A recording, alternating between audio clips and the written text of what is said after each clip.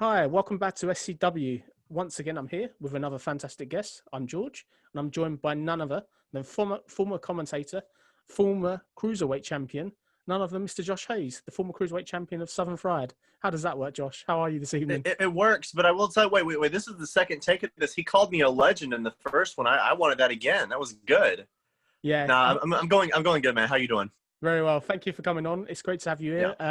here. Just really going to cover some of your career. For anybody that doesn't know, Josh was a former commentator. He's done live pay-per-views on Fight TV, and he's had experiences with such people as MVP, among others. So we're going to cover his career in some detail. Towards the end of the podcast, we're probably going to touch on the current product. It'd be great to hear his kind of views. But before we go any further, Josh, for people who don't know you, tell them about yourself, please. So yeah, I've worked in professional wrestling for about 15 years, and I've done at some point everything. Like I started out as an announcer when I was 15 years old. I started out as an announcer, and then I went to Storm Wrestling Academy and then trained to be a wrestler. But I've also like I've refereed matches. I've been a manager. Like I've just helped out on shows. Like I've done every type of role you can conceivably do in wrestling. I mean, like with BLW, I even like helped plan out like the storylines for matches and stuff like that. One of them in particular, like the Reload Rumble that we did. A lot of what happened in that Rumble was like my like ideas and stuff like that, like, and it was really cool seeing that play out and all that. But like no, I've worked in broadcasting for forever too. Like I've worked in the entertainment industry. Like I've worked in Hollywood and stuff. Like I mean, unless you're like one of the 10-20 people who make millions of dollars off of it, you pretty much like spread yourself everywhere. You throw so much spaghetti against the wall, you hope anything sticks. And so like I've done every type of gig you can imagine. Yeah, it's interesting. Thank you for telling us about that. So how does it kind of, how sort of the difference between broadcasting generally to kind of covering wrestling? How did you find that transition? Um, I mean, wrestling was the first thing I ever did. Like that was the thing. So yeah, I'll tell you a little more about how I got into wrestling. So obviously, like I grew up, I was a fan. Where I'm from Rome, Georgia, which is an hour away from Atlanta. So like I grew up in like WCW territory, and I was grew up in the '90s, and so like Monday Night War was really going on when I got into wrestling. But like if you're in the Monday Night War and you're from where I'm from, then WCW is all you know. Like WWF was the bad guys. Like you don't even watch that stuff. And so yeah, I watched WCW, and then when they went out of business, I did switch over and start watching the WWF.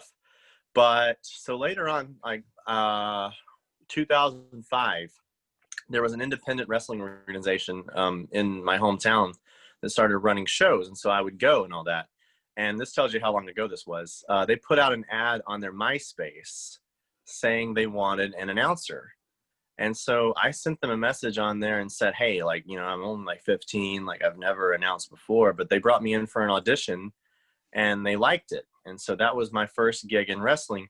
And I did that all through high school. And that's actually what led to me doing like, you know, high school basketball, college basketball. It led all the way up to me getting a job with the Atlanta Braves at one point, Wow. the baseball team. But all of that, I kept doing wrestling on the side too. And so wrestling's always been like my constant when it comes to that stuff. Everything else is kind of just come and gone. But wrestling's like the mafia. Like once you're in, they won't let you leave. No, cool. It's interesting to see. So kind of with your whole thing with like getting into the indies at such a young age and stuff, how did kind of growing up in Rome, Georgia influence your interest in wrestling? What kind of year would you say you got into it? So 1998 is when I got into it. And it's actually weird. So there's a few of the people that I've talked to that have this same story. It's actually not wrestling that I originally wanted to get into. It was actually video games, Nintendo 64. So I was playing, keep in mind, like, this is like 1996, right? It's like this is the height of the N64's popularity. And so I would go to Blockbuster, you know, every weekend and just rent a different game for the N64 and play it. And there was one weekend where I just decided to rent WCW NWO World Tour, like that game. And so I was playing the game, and then like WCW Revenge came out. And then there was this moment where I was like, you know what? Like, this isn't like the Mario games. This isn't like the Donkey Kong games. Like the wrestling games, there's actually real people on a real show that this game's based off of. So I watched the show after playing the game. And yeah, it was like late 1998. That's what got me hooked. Like I think 1998 Halloween Havoc was the first, like that was the pay-per-view they were plugging around the time I really started watching every week. But yeah, man, and then everything else. I've seen literally everything else after that time period. Wow, what a time to get involved, eh? The 98, the Monday Night Wars, as you said, and Halloween Havoc. If I'm not mistaken, was that the legendary pay-per-view that was like about 4 hours and it had DDP and Goldberg? Yeah. Oh, yeah. And like, man, like WCW, like, you know how, like, nowadays, when the first of all, it's kind of free on the network after the pay-per-view. Back then, WCW like never showed like a second of video from their pay-per-view. They would show like stills or like WCW magazine pictures and stuff like that. But when they said they were going to air the Goldberg DDP match, like it was literally like airing like solid gold on TV. Cause like I never, like back then I was 8 years old. So to watch the pay-per-views, I would have had to buy them. And like, I didn't have the money to buy them. So like, I mean, I don't know if this was a thing in England, but with old cable channels, there was like a pay-per-view channel you could like switch to where you could hear the audio, but the picture was scrambled up. I would sometimes like watch pay-per-views like that. But yeah, just being able to watch like a pay-per-view match was just amazing for like 8-year-old Josh. So yeah, I guess my first pay-per-view match that I saw was Goldberg and DDP. Yeah. Well, wow, yeah, it was kind of a bit similar here in the United Kingdom. Actually, we'd never got the WCW pay-per-views, but what we used to get is we used to get kind of we used to have a satellite dish, a bit like you guys probably. We used to get the German channels, and I was kind of that much of a fan. I used to watch the WCW pay-per-views at like 3 or 4 months old in German just to be able to see them because of the coverage of WCW was so kind of short in this country. But that's fascinating to hear that that's the time you kind of got into it. So kind of moving on with that then, what was kind of your memories of training in the Lance Storm Academy and how did that kind of come about? So going back to what we were just talking about, you know, when Lance Storm debuted in WCW a couple of years after that, I mean, he played a heel, but I picked up a lot of the stuff that I found out later on Lance was so dedicated to. I picked up on it when I was just 10 years old. Like his moves were just so smooth in the ring, and like he really committed, like his facial expressions and stuff, like he really committed to playing this character. And so I took a liking to Lance when I first saw him. And so years later, like, I mean, the WWE never really used him to the level that WCW did. And like Lance told us when you trained with him that WCW, they stayed in business, were planning on giving him like a world title run and stuff like that. Like he would have done a lot more in WCW than he actually did in WWE, if that makes sense. But yeah, I stayed a fan of him. Then when I heard that he was running a training school, there were for years, like I was like, man, if I ever actually decide to try the wrestling thing, I'm going to go train here. And so, yeah, he opened the school in 2005, and I went to train in 2015. So, like, literally, it's almost the 10-year anniversary of him running that school that I went to train.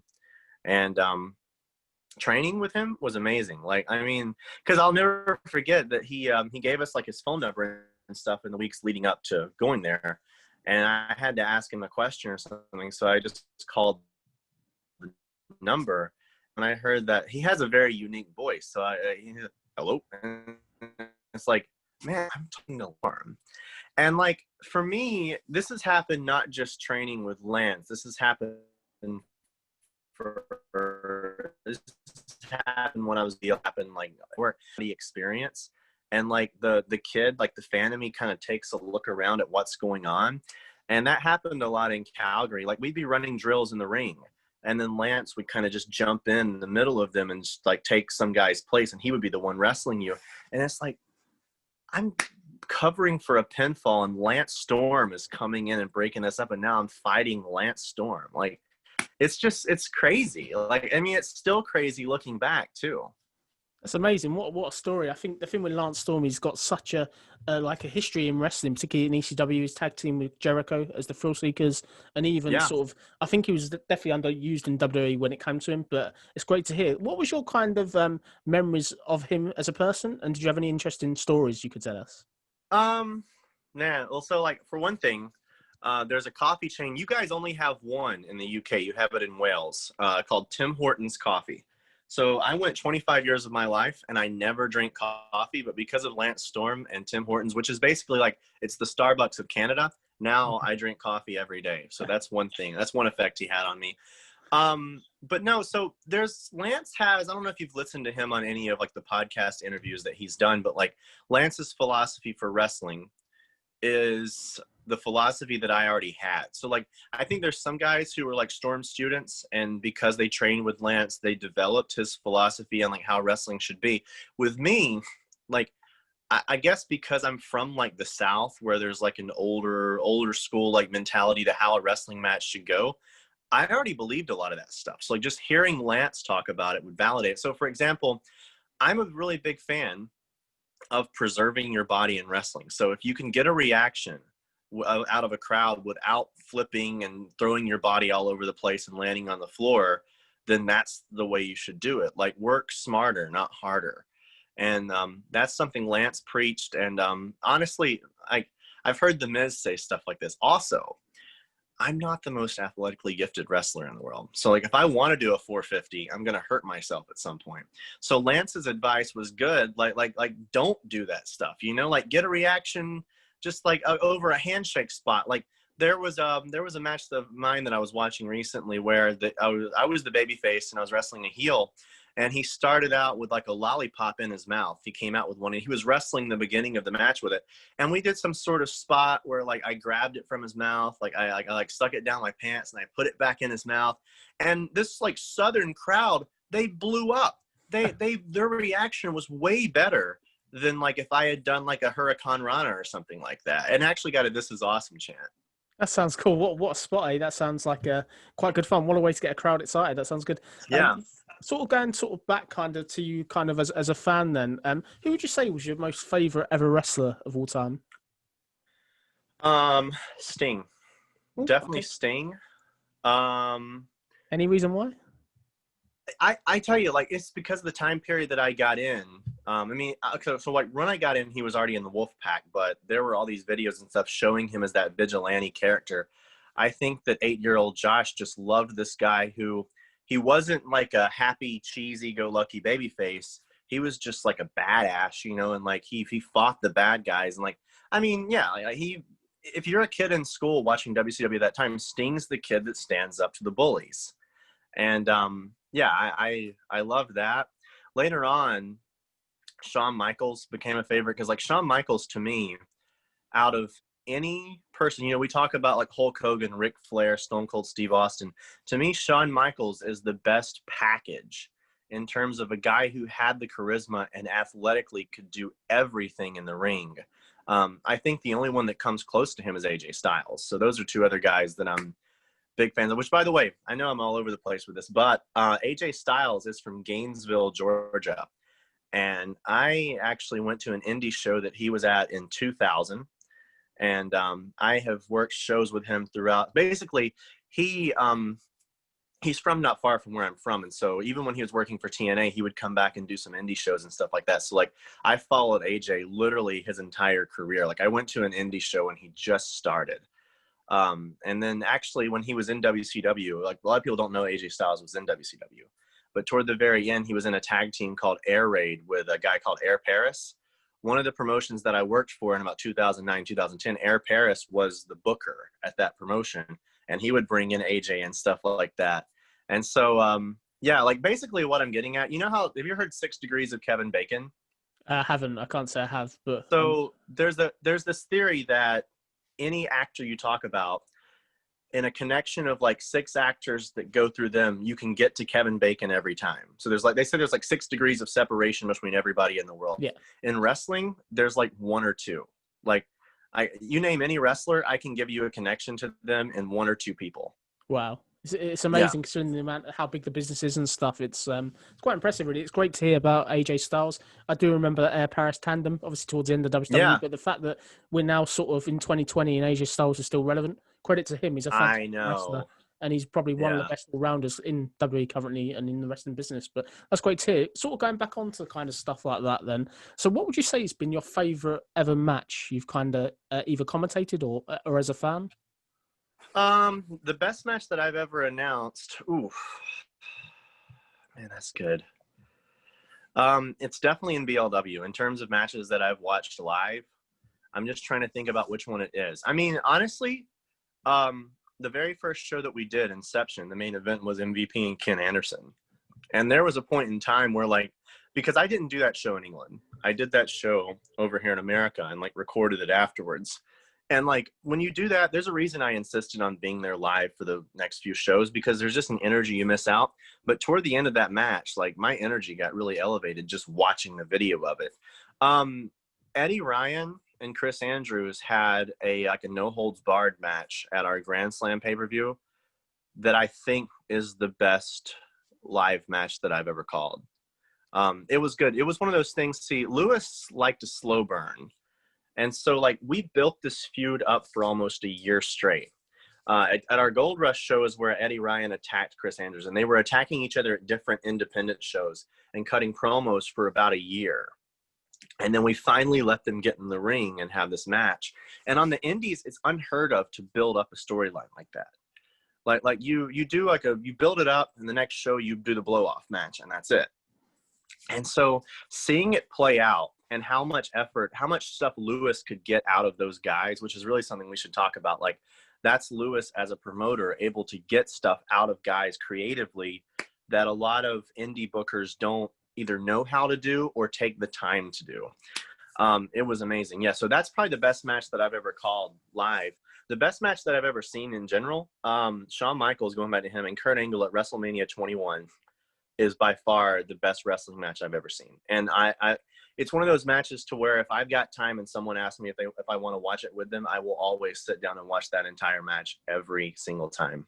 Well, thank you for sharing that. I would say that's a very good shout in terms of kind of like the big league wrestling stuff like that. What I would say about big league wrestling is they did a very good job at an indie level, particularly in the part of the world where I am, which is Devon, of launching themselves out. And I think the thing that separated them from a lot of other promotions is it did feel like a big time promotion. You've got people such as MVP, Ken Anderson, as you said, and other people as well. And I think that was kind of something different, which was nice.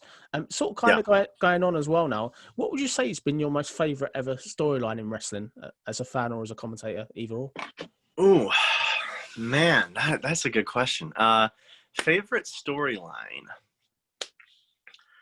God, like I need to think about it. Like I know what it is, but I don't know what the guys are. Like a storyline that's built up over a long period of time about two guys trying to outdo each other. And then eventually you do have your big explosion and there's the payoff. But what match is that? I don't know. Like I know it's happened and I know it does happen. But I don't know. That's hard. That's hard. I think there's a lot. Yeah. I mean, in general, like I think that the Stone Cold Vince McMahon storyline is probably one of the best ones in terms of the ratings it got and the reaction it got. And like actually, not to sidetrack things too much, but like I was doing a little bit of revisionist history because I was actually thinking about AJ Styles, thinking about how imagine that the WWF buys out WCW in late 2001 and they acquire all the contracts. Imagine looking back, the fact that you let AJ Styles go. Yeah, it's a bit shocking. It's crazy. Isn't it? Yeah.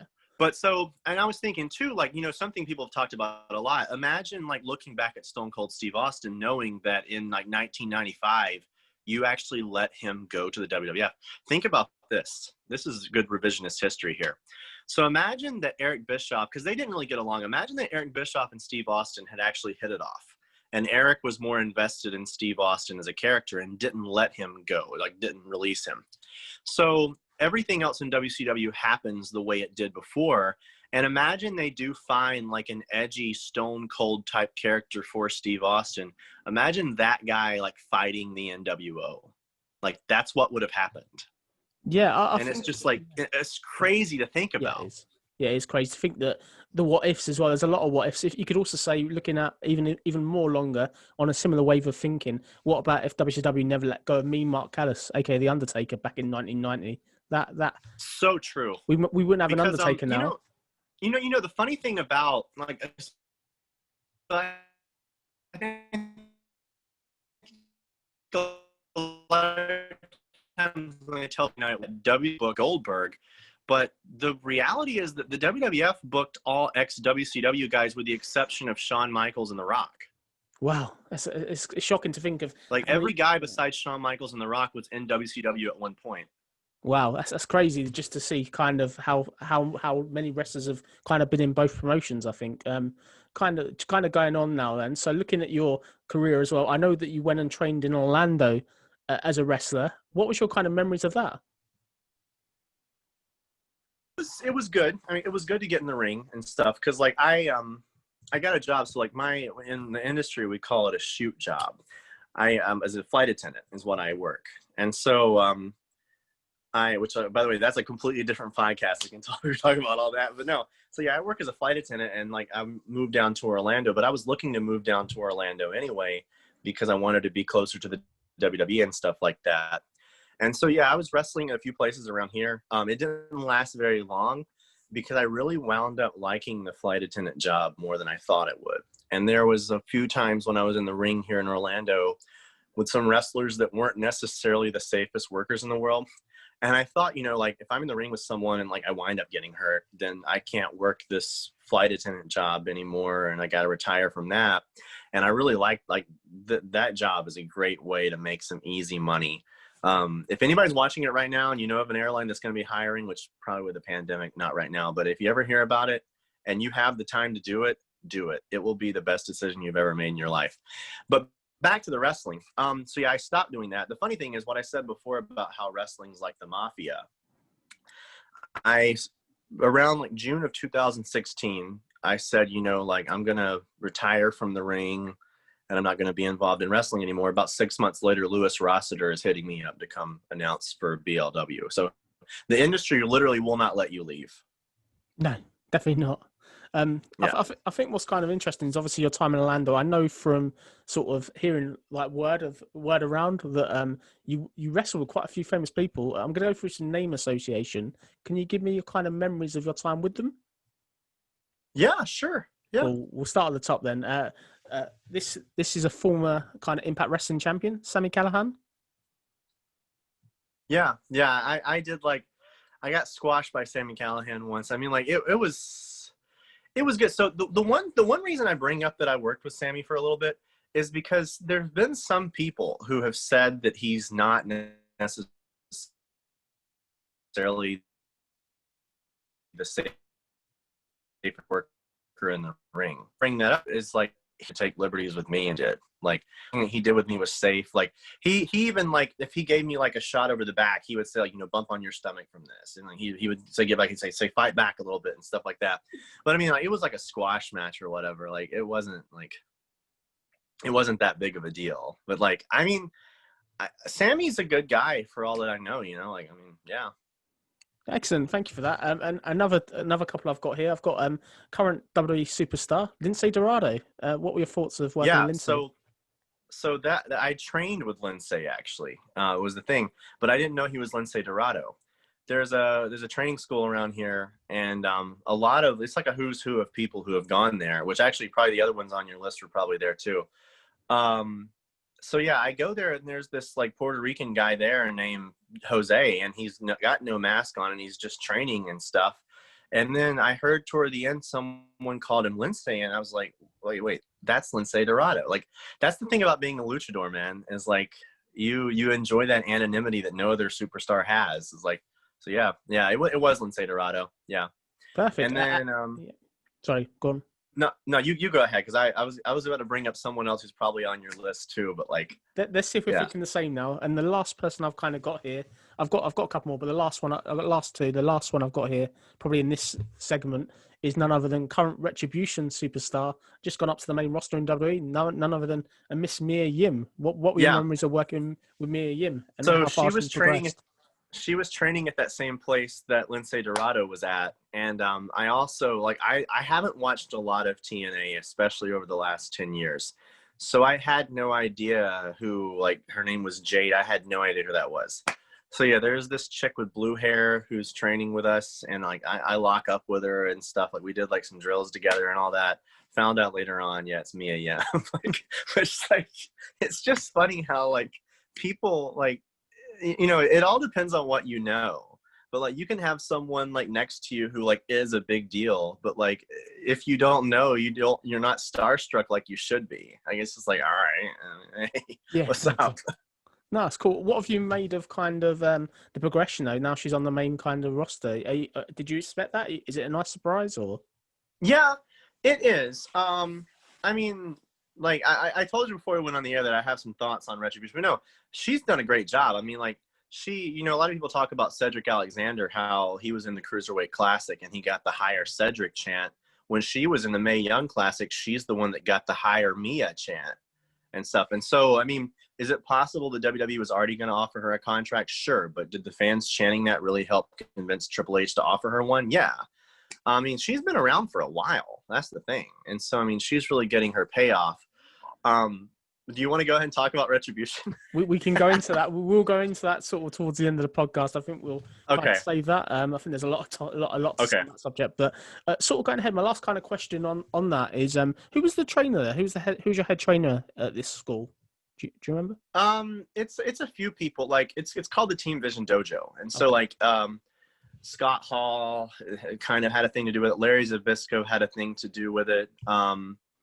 It's a collection of guys, and so like, they bring in like guest trainers all the time. Like back then, Ricardo Rodriguez had just gotten let go, and so they were bringing in him and stuff like that. Santana Garrett was a big one there.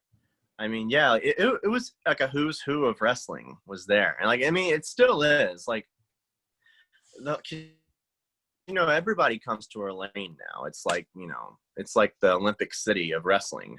And so there's a handful of people you can always get. There was actually another guy who was there, really good guy to work with. It was Alex Porto, which I don't know if people recognize. You recognize that name? Yeah, Alex the Pug Porto used to be. It used to be like Yes. an opening act in like Superstars 94, 95. He was in WF Yeah. on and off for a very short Man, while. dude, you know the Pug. That's good. Yeah. Alex is a great worker. Like I mean, I know they used him mainly as like an enhancement talent on the shows, but Alex is fantastic. And working with him, like it was so easy. Like if you work like an indie match and you're the baby face and Alex Porto's the heel, that's like having the night off. Like he can walk you through everything. Wow. And so yeah, man, yeah, I got all the time in the world for Alex Porto.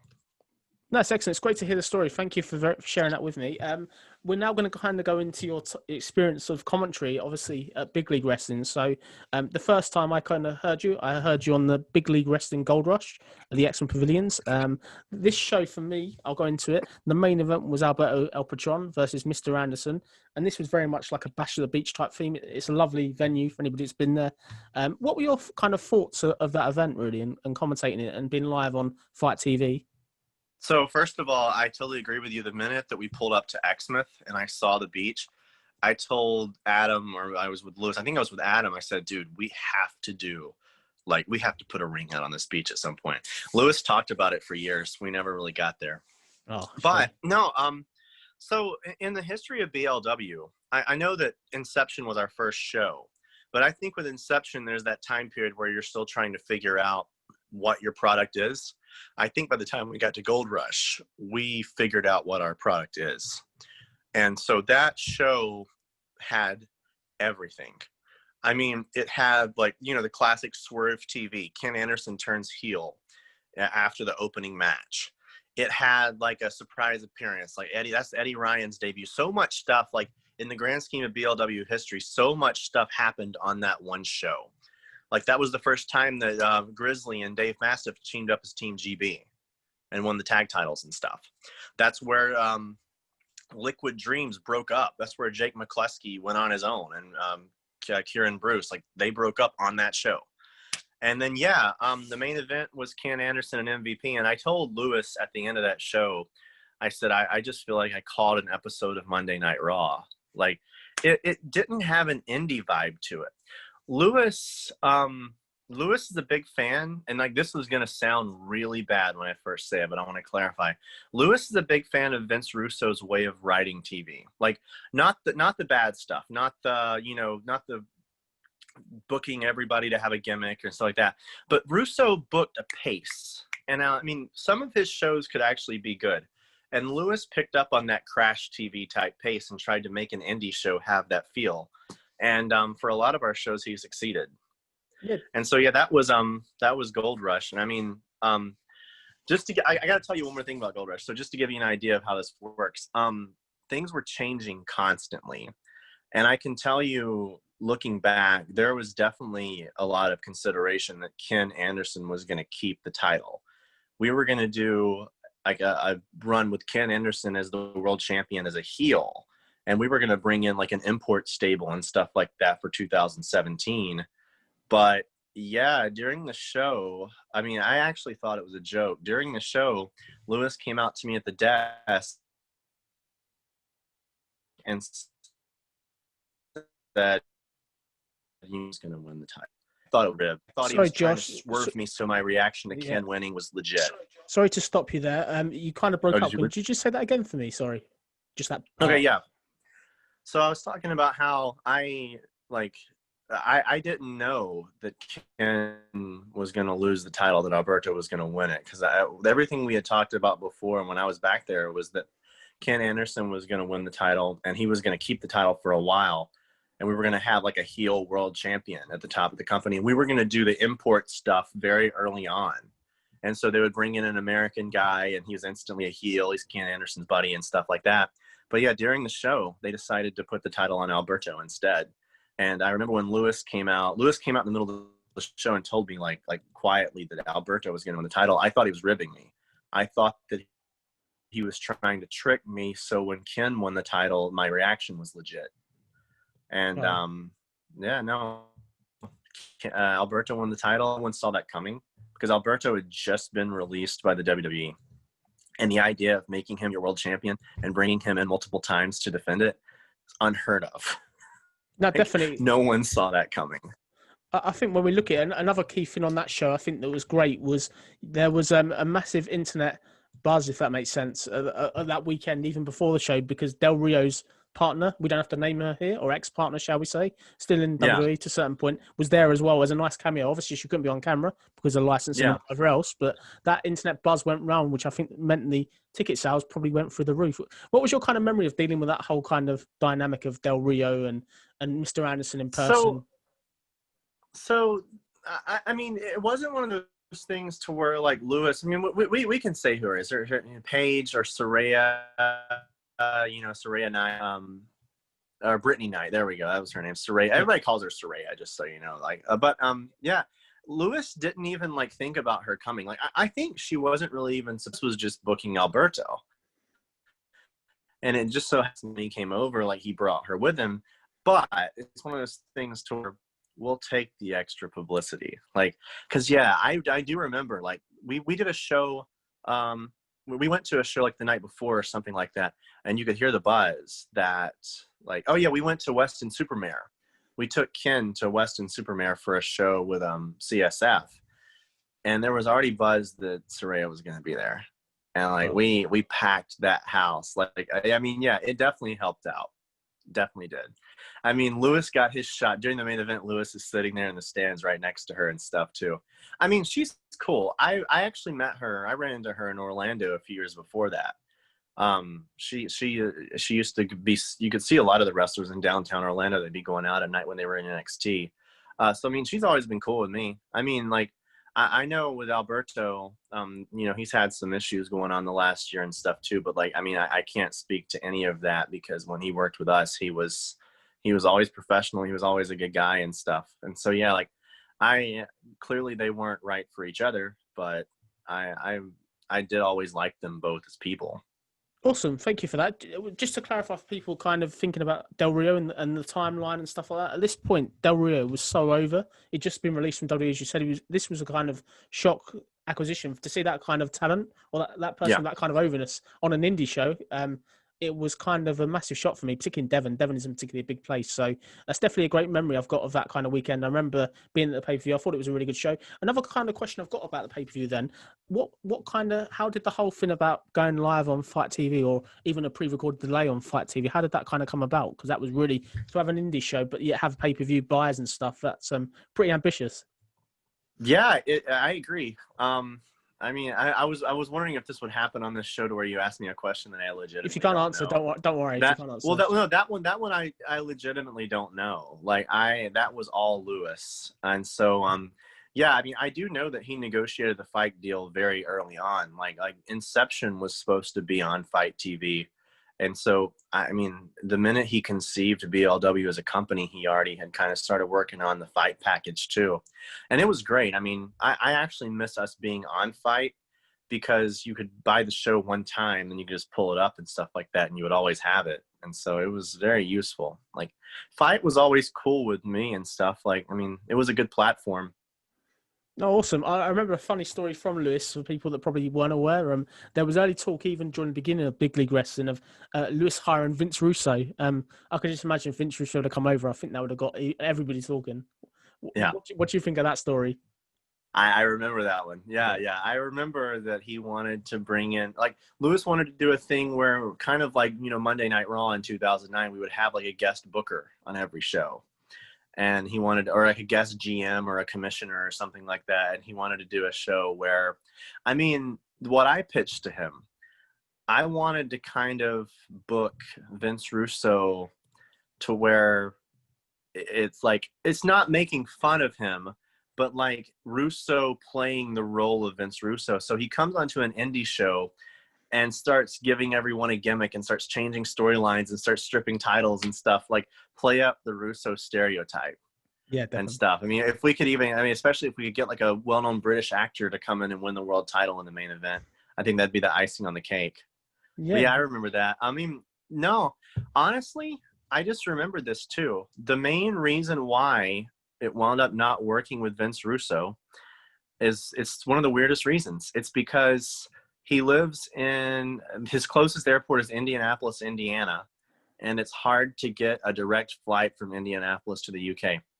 And so we would have to book him on a connection. And like, I think he didn't want to do the connection. And Lewis was concerned because we had some issues with guys if they had a connecting flight, missing one of two of those flights. Like Ken Anderson, just so you know, like this is Ken Anderson when we did the Warzone show where he and MVP won the tag titles. Ken Anderson almost missed that show. Like he had a connection. He did Minneapolis to Chicago O'Hare and then Chicago O'Hare to London Heathrow. And yeah, Ken missed his connection in Chicago. And keep in mind, like, dude, imagine you're a wrestling promoter and it's like Saturday morning and your guy has missed his connecting flight to the UK and your show's on Sunday. Oh, no. It's okay. This is the side note to plug an airline. Thank God for Norwegian Airlines. Yeah. We managed to grab, they have some flights that kind of not the usual hours, and we managed to put them on a Norwegian flight. But man, like, we didn't know what we were going to do. Thank God it worked out.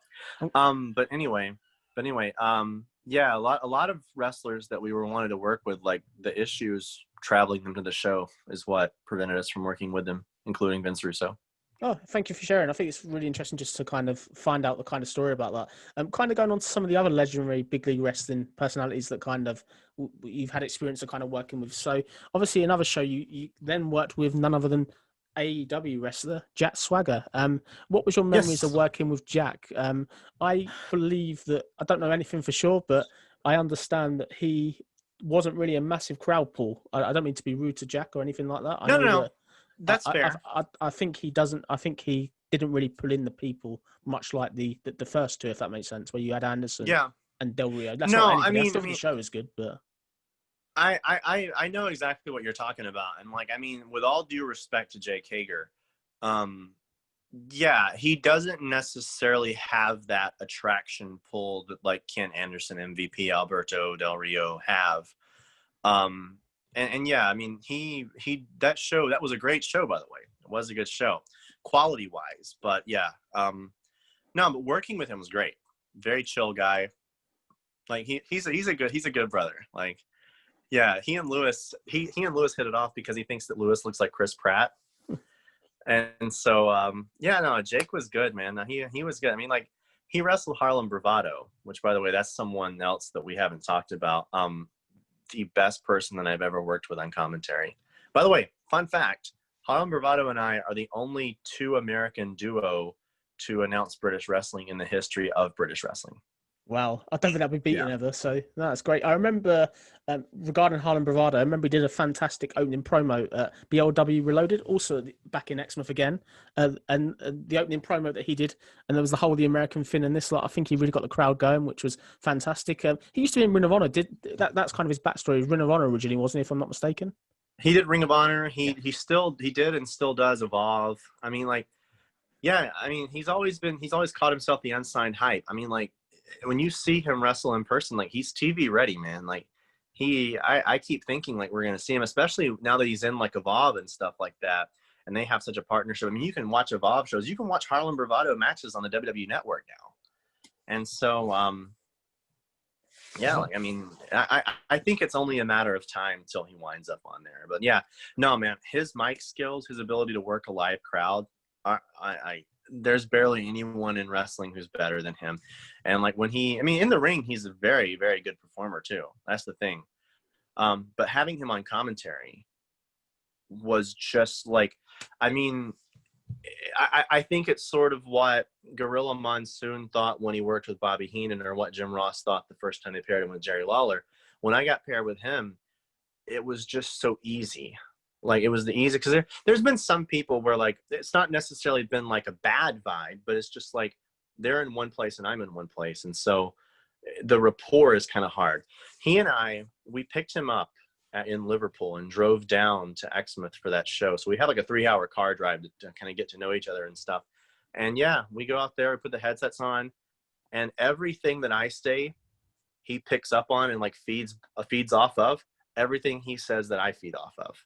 And so it's just so easy. And yeah, I mean, he definitely he was one of the number one reasons I enjoyed doing commentary for BLW. Yeah, man, Harlem Bravado, I got all the time in the world for him.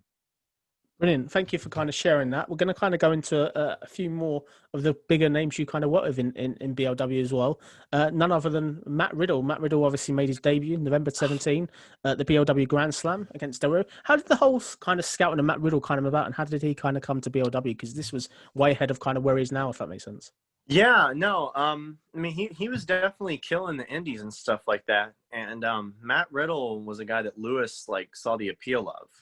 And so it's like, he's not signed with any company, so he's free for us to book him, and let's bring him in. I mean, like, he was one of those guys too who could go. And actually, the very first match he had was the match with Alberto. And Alberto liked working with Matt Riddle because he said he's a real fighter, you know, like he really is. Like, and Alberto has that shoot background too.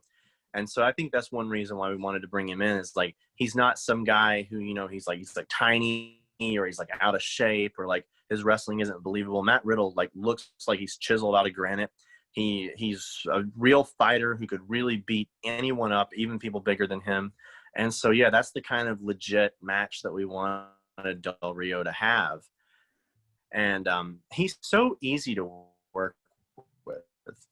Just, you know, if anyone watching this hasn't met him, you see about his character on TV, really Matt Riddle. Like, if you meet him in person, like, yo, bro, like, that's literally who he is. He also holds the distinction. Every like big name we brought in, we would put them in a hotel, usually in Yeovil. There we would get them a hotel room. But sometimes we would hang out with him after the show. We were at his house, you know, just hanging out, playing some beer pong. By the way, Matt Riddle whipped my ass at beer pong. It's crazy. But then, so he goes in and like, they're getting ready to take him back to the hotel. And so he sees this couch in the living room. He's like, bro, like, I can just crash this house, bro. And he's like, I just put on a little Rick and Morty. I don't think he even went to sleep. Like, he literally just sat there the whole night watching Rick and Morty on the couch. He got up and they drove over to Heathrow, and he flew out the next day. Wow. Like, such a chill guy. And actually, the last thing about Matt Riddle, I ran into him when they had WrestleMania going on in New York. And it was great. He remembered me like instantly and stuff. Like, we started talking.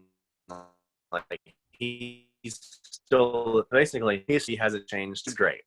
That's awesome. I was just going to say, kind of, what's your thoughts of what he's doing now? Clearly, he's on the main roster. He's on SmackDown. He's gone from NXT, a fantastic talent, so much potential. I think he's a superstar, really. What's your kind of thoughts of what he's doing now on the main roster of WWE? so ends up being wrong is that, oh, like, he's got an attitude that's not really popular, like, so he's pissed off someone, so he's not going to get a push anymore, like he's done, he's not going to get a push anymore. And then like 2 or 3 months later, he winds up getting pushed into some kind of role or something like that. And so honestly, it might take him a little longer to do it than if he walked around politicking and sucking up. I think he's going to get everything that he deserves, like coming his way and stuff, if he stays true to himself. As cheesy as that sounds, like everything about his time in WWE has insinuated that. Because, yeah, I mean, it's him going after Goldberg, and like people in the company told him not to do that.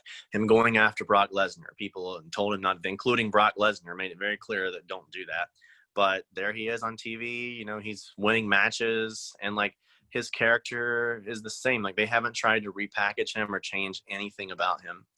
And I think that's, if you stay true to who you are, then who you are is all they have to work with. I think that's kind of his philosophy. Awesome. I kind of noticed as well, Big League Wrestling also brought in none other than NWA Power World Champion, former TNA superstar, Nick Aldis. What were your memories of kind of Nick Aldis and stuff? And any funny kind of stories or anything? Yeah, actually, but not to do with Nick Aldis. Okay, go on. If you pull up that match, I mean, like, no, by the way, I'm not saying there was anything bad. Like when I met Nick and stuff, he was totally professional, totally cool. But if you pull up that match on YouTube, and yeah, there's comments where fans drag me, and actually I had Troy Russell on commentary with me for that show. They drag us through the mud for being unprepared, and like it's one of those things where I'm not even going to defend it. I did not do my homework on certain things for that match, and I missed out on the names of some moves and some holds, and there are some hardcore NWA fans online who are so offended that I did not know that the Texas Cloverleaf, when Nick Aldis does it, it's the Kingsland Cloverleaf. There's cancel culture coming after me for that. Oh, no, there's a lot of moves, but no, it's great to kind of hear that kind of story and stuff like that. The last couple of names I've kind of got from Big League, I'm going to go for another one that's out there, was Abyss. I remember you guys brought him over. And he's obviously now got a job with WWE. He's got a backstage job with Chris Parks. What's your kind of memory of dealing with Abyss? There must be some good experiences, I would have thought. Yeah, so Chris is a great guy. Like, I mean, he checks in, like he talks to everybody and stuff like that. I was like, hey man, hey Lewis, yeah, anything you need, bro, yeah, everything, we're gonna go. But actually, I had known Abyss before we did the show in BLW with him. Abyss, when he was in TNA, he worked some shows with us in Georgia. I did a training seminar with Chris after I came back from Calgary, and I was wrestling in Georgia. We did a training seminar together. And actually, the same place that I ran into Matt Riddle at last year's WrestleMania, I also ran into Chris. And like the minute he saw me, like his memory is so good. The minute he saw me, he's like, "Oh, hey man, yeah, hey, how's Lewis? Everything all right?" and stuff. Like he remembered me from BLW instantly.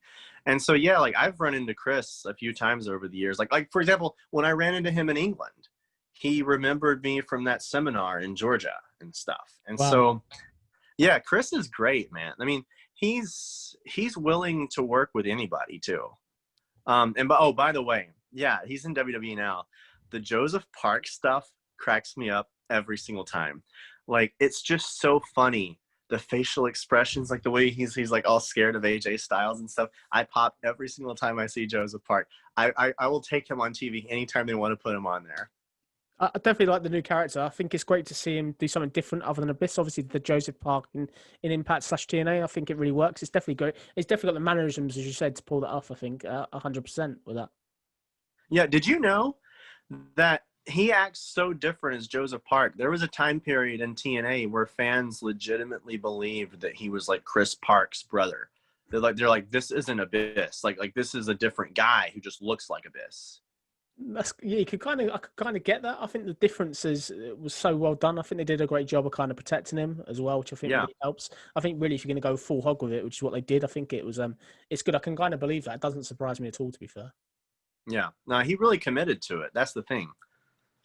Brilliant. I've got two more last bits about big league wrestling before we kind of go on to retribution. That should be fun. Yeah. So obviously the big league rumble is one of my favorite sort of all time moments in big league wrestling. There was a lot of rumors going around that Lewis and I don't know if it was yourself maybe they were trying to find like mystery people to kind of get involved, and it was a bit of a rush to try and sort of get a roster of wrestlers for the match. You end up getting a legend Gangrel. What was your kind of memories of trying to find wrestlers for this kind of match, and was there any truth to sort of the rumors of like bigger stars coming in? I mean, I'm not sure if it was a struggle to find wrestlers necessarily, because there were a lot of people who like, I mean, this is true for every BLW show, and this isn't me just like saying this to brag. This is 100% true. Every show we did, we had 100 wrestlers messaging Lewis trying to get on the show. I mean, like after we did Gold Rush, especially, BLW became a hot commodity. And so like finding people wasn't necessarily the problem. It was people that we already found, making sure they were committed to show up. And making sure that everybody, because like wrestlers are very protective of how they're used. And so there were some guys, if we reached out to them and said, hey, like you're going to come in and then you're going to get eliminated. And that's like, you mean my own thing? And a lot of them, they didn't realize that it was a real rumble. They thought, oh, you're booking me for a battle royal and stuff. Like they didn't realize that it's a true rumble. And so, yeah, we had a little bit of that. I mean, the one name that I can throw out, there was one guy who was supposed to be one of like the surprise appearances in it that didn't wind up working out, was Moose. Moose was supposed to be in the Reload Rumble. But yeah, no, Gangrel was great. I mean, he showed up during the show. And so most people didn't even know he was there. And he just came out, he did his bit with MVP and he left. But no, that was a very good moment, because like I said it on commentary too, like we're booking, it was like 2018, we're booking the Attitude Era against Ruthless Aggression in the ring, just like going at it. And to my knowledge, those two had never worked together before. I can't say I've ever heard of them work together. I can imagine I just remember the match was a fun match, and the whole cameo of Gangrel, particularly being an Attitude Era fan, I definitely popped that night. I thought it was a great nostalgic pop, and I think the fact that you got Gangrel there, you're over delivering again. You actually brought another surprise. You've already got quite a sort of stat roster of fantastic wrestlers, even British wrestlers and stuff like that, as well as Nick Aldis on the show and other people we mentioned earlier. I think it was a great moment, and I think it was probably one of my favorite moments in big league wrestling, I'd say. So the Rumble was, I mean, like, I did a lot of that actually. Like Lewis and I sat down on like the Friday or Saturday before and kind of planned out the whole thing. And like we were talking about how this guy needs to come out now and this guy eliminates this guy. And so yeah, like that was the most hands-on I ever was with booking a match. And it was really cool like seeing your ideas like play out in front of you and stuff like that. So I'm glad to hear you enjoyed it, because I mean, like I can take some level of credit for some of that. So like I'm glad. I mean, that's what I was going for. I was going for like classic like Attitude Era WWF vibe in terms of how many angles can we create out of this Rumble. That was my real thing. It's great. It's a bit like the old days, the old like WF Royal Rumble, where you used to have like 92, used to have various angles coming off it, curtailing into WrestleMania. I think it definitely had that vibe to it, which is credit to you and Lewis. I really, really enjoyed it. I thought it was a great Rumble, if that makes sense. Yeah, that's what I was going for. I was like, maybe in this one match, we can create all of our storylines for all of our shows for the rest of the year. Perfect. We also had an honorable mention, probably one of the biggest success stories out of Big League Wrestling. I think definitely he's doing full circle now. He's back in WWE, one of the greatest talkers currently in wrestling, none other than MVP, former World Heavyweight Champion of Big League Wrestling. What's your memories of MVP and where he is now, if that makes sense, what he's doing now, the great work he's doing? So what I said about Matt Riddle is also true for him. I don't know, you might notice that the way he is on TV now, he's not the same MVP character that he was back in like 2007 or whatever. Like he's a little different. The guy you see on TV now is the real Hassan. Like his real name is Hassan. And so that's what we know him as for BLW and stuff like that. And like that is Hassan that you see on TV. He's one of those people who I think has kind of lived his entire life to now be this like slightly older man who's spouting out these pearls of wisdom to a younger generation. I mean, like I think he's waited his entire life to be able to be that guy who can do that. And so, like I love watching him on there, because so much of what he does on TV, like that's who he really is. And I love watching him, like, because a lot of times when you're watching him with the Hurt Business, he's the one talking. and it's Bobby Lashley, Shelton Benjamin, or now Cedric Alexander who jumps him. But after that other guy jumps someone, then MVP walks over and jumps in on it too and stuff, and he acts like he's such a badass. Yeah, no, And yeah, definitely. it's hilarious. Like, I love watching him now, just because like I know him and stuff like that. Yeah, he was good. I mean, we brought him in to do the match at Inception with Ken Anderson, and Ken won the title that time. And so we didn't really know, what else are we going to do with MVP? Like, are we going to book MVP again? If we do, how are we going to use him? And then we get the opportunity to bring him in when Alberto relinquished the title. It's like, all right, now we're going to put the title on MVP. Like, we're going to let him run with the ball and see what he can do. And he was great. He was good. I mean, he's a good person to have backstage. You probably know like his biography to a degree. Like, he doesn't just have wrestling experience. He's got tons of life experience. So, I mean, he can teach you a lot about what really matters, like in the business and out of the business, what really matters and what really doesn't matter. Like things that people get fixated on in the grand scheme of things really aren't that important. Awesome. Thank you for sharing that.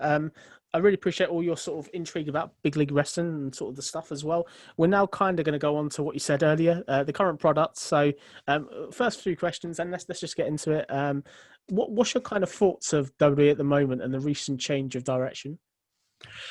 So I will say I don't hate the WWE as much as most people do. Like, I mean, I do think the current trend in wrestling in 2020 is the average wrestling fan believes everything that AEW does is unconditionally good.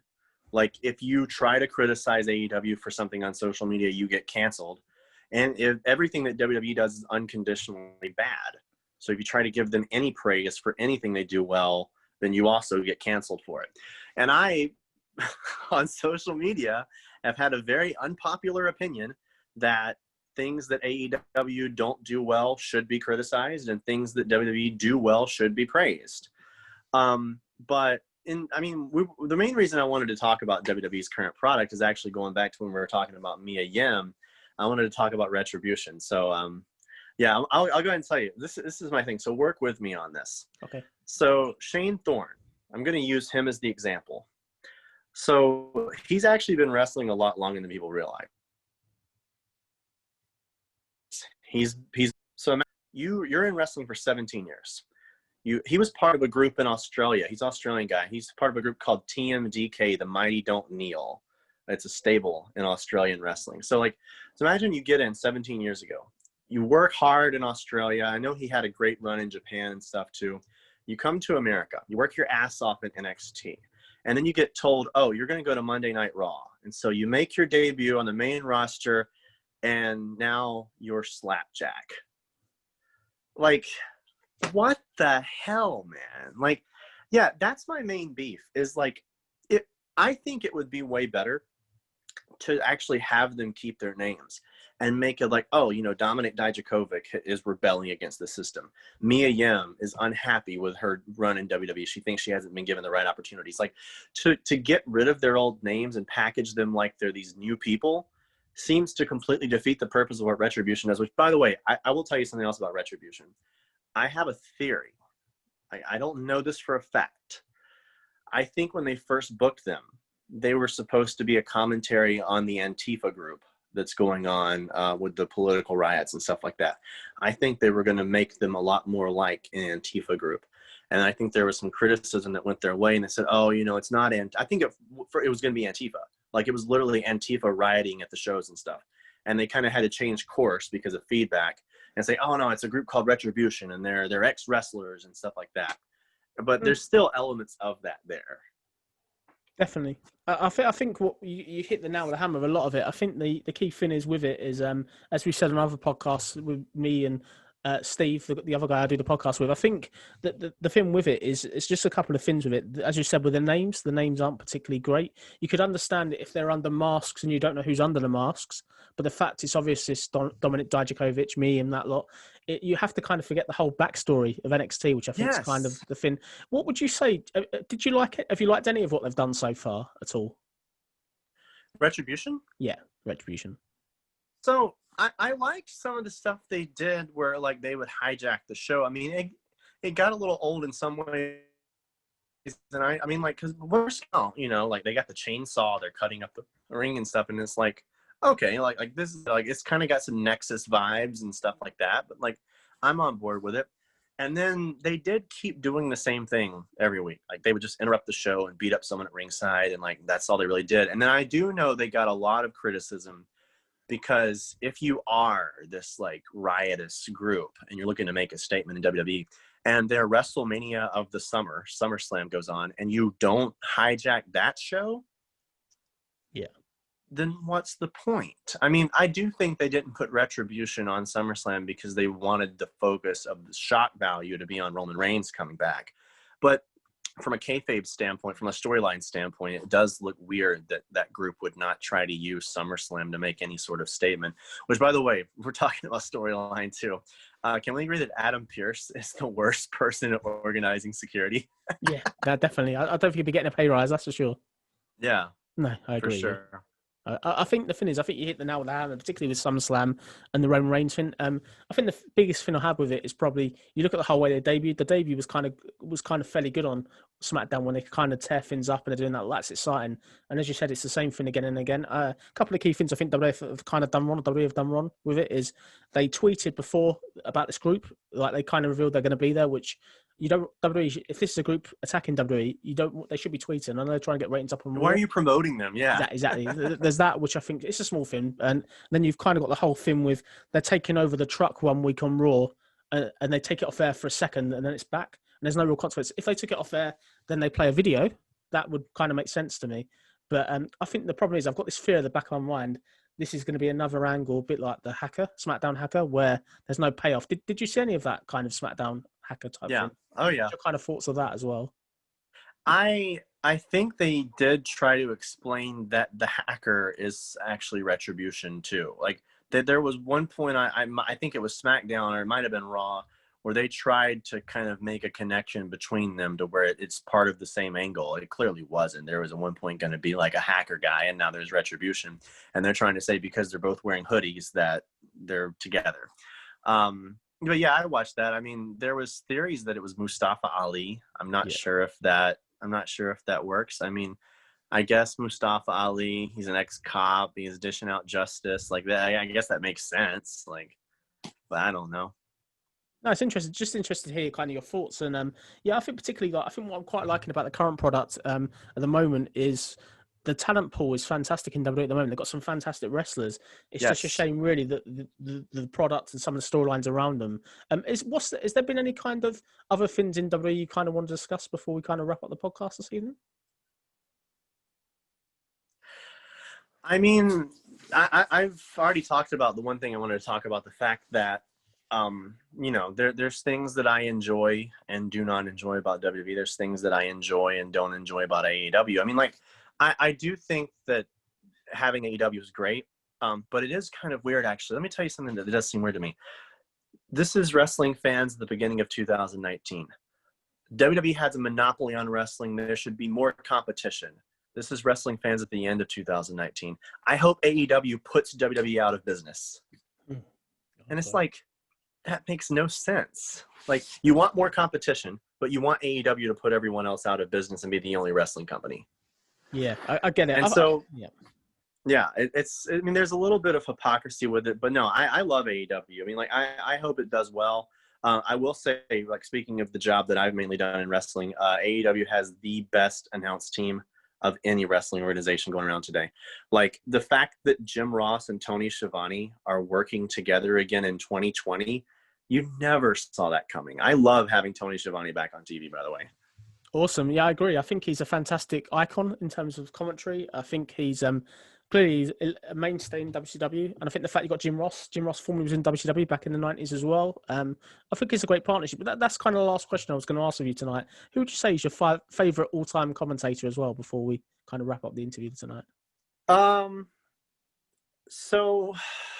And why? And also why, sorry, I should have said that. Like, okay, so I'm going to give you two. I'm going to give you who I think is, like, the best, and then I'll give you who my personal favorite was. So for me, like the best of all time has to be Jim Ross. Like, in terms of passion, which the funny thing is Jim Ross would actually tell you he's not. He would tell you the best of all time is Gordon Soley. But I think that Jim Ross has taken the commentator job and put so much passion into it to where he echoes that raw emotion that the crowd is feeling. And that's why he succeeded. When they talk about, you've probably heard people talk about how the WWE's told their announcers this, that they're not there to call play-by-play, they're there to tell stories. No one tells stories better than Jim Ross. My personal favorite, though, I do like Joey Styles. Awesome. I was like, I mean, because Joey Styles and actually nowadays Excalibur, they're two guys who actually called the moves like it was a legit sport. And that's something that I did a lot of too. And so I love Joey Styles. And like a lot of the wrestling shows that I did, like I was working the one-man show like him. So early on, he was a big inspiration for me. So you're definitely throwing out those two. I do love Tony Schiavone. I mean, Tony Schiavone would be the first to tell you that he's not a play-by-play guy, but I think for a lot of people, Tony Schiavone is the voice of your childhood, and having that voice back on in 2020 is one of the best, like, welcome surprises that you can have. Awesome. Thank you very much. Thank you very much for your time this evening. I've really enjoyed hearing the stories, and I appreciate you coming on the podcast. Is there anything you kind of want to plug before we wrap this up? You know, we were talking about that before we went on the air. I would, but right now with all the pandemic stuff going on, like, truth be told, I just don't have a lot of gigs happening to plug. Like, I mean, for those who are watching this who are BLW fans, I was supposed to be over there for 2 UPW shows by now. I mean, there was talk, like, after BLW went out, I was going to come into UPW. I know there was talk of me working with Carl Andrews again and stuff like that. And so it was definitely talked about, but right now, I mean, you know, we're not exactly, I mean, I think you guys have talked about running wrestling shows in a couple of months, but I'm not sure if me as an American could come there. Maybe we can quarantine me and have me in like the coal mine, like Michael Cole used to have. It'll be Zoom commentary probably, I imagine, if I'm going to predict. Yeah. Yeah, which we all know how good that goes. Yeah, no, definitely. No, thank you very much for coming on. So this has been the SCW Wrestling channel. I've been your host, George Jones, joined by Josh Hudson. Thank you very much for coming on tonight. I really enjoyed it. It's been fun. We'll definitely have to get you back on again for maybe a part 2. Thanks, man. Anytime. You can tell I'm pretty good at running my mouth when prompted. Brilliant. Thank you all for watching. This has been the SCW Wrestling Podcast. I've been George, joined by Josh. Stay safe and have a good evening. Thank you.